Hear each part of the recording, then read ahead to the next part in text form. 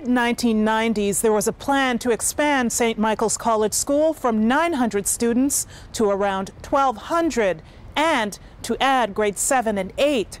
During this process, architects wanted to complement Cormier's original work.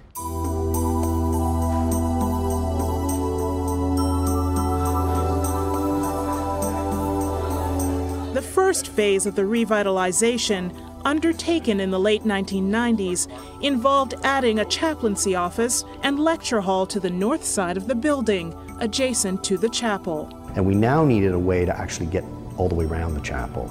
And in my mind, there really needed to be some kind of organizing element to guide how all of these myriad of little spaces were going to be organized around the chapel. And at the time, I happened to be reading Canadian Architect, I think it was, and there was an article about the Terminal 1, and I just saw that image of the square with the circle, and I went, that's it. That's how we can organize this space. And so this space, you see it in the floor pattern and in the ceiling and how some of the walls are created. And essentially, you have this circle that really symbolically represents all of the functions of the school happening around its spiritual center, which is in fact the chapel. In 2000, a large wing was built on the east side where a new main entrance was established close to the St. Clair West subway station.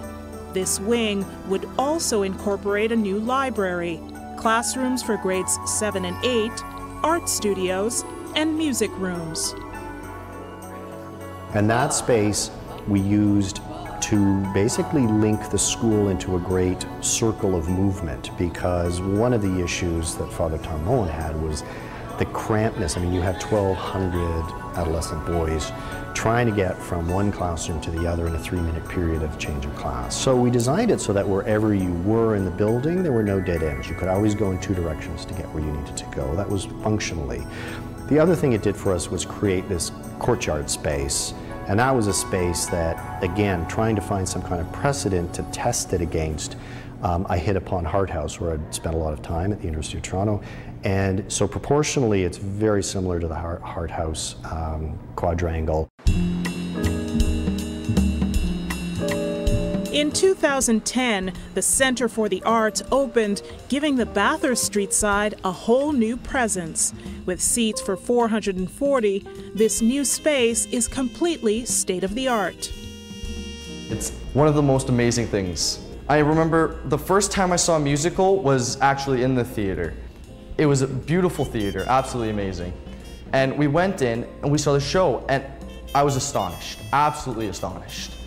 Just the way the theater was built was amazing. The way that the stage was incredible. The lights, everything about it.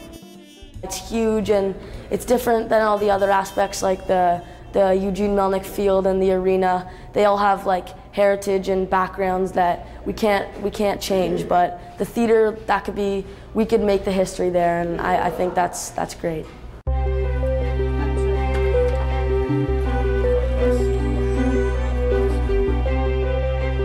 More than 160 years after St. Mike's was established, the Basilian Fathers continue to operate the school, overseeing students from grades 7 to 12.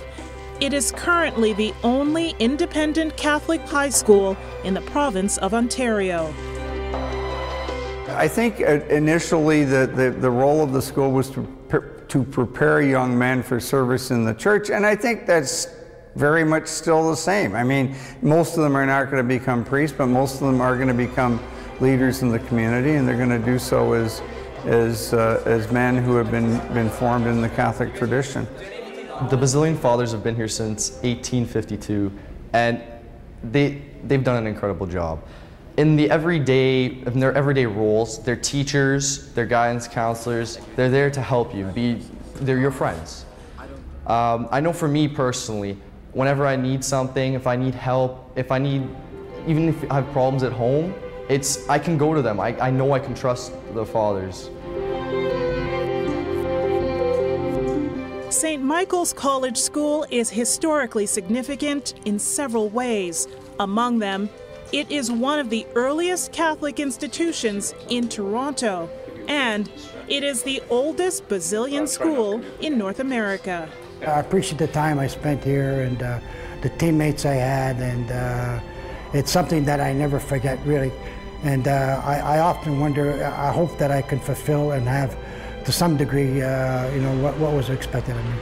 Well, one day when I look back, I'm going to be really thankful that I was able to come here.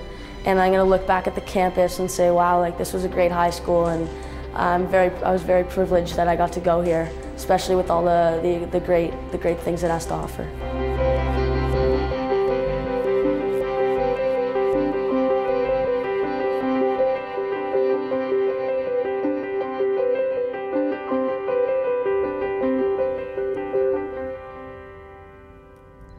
Above St. Mike's Arena are the school's archives and museum. Here you'll see photographs from the golden years of football, an old mark register, and this priest's cassock dating back many decades. I'm Heather Seaman. I'll see you next time on Structures.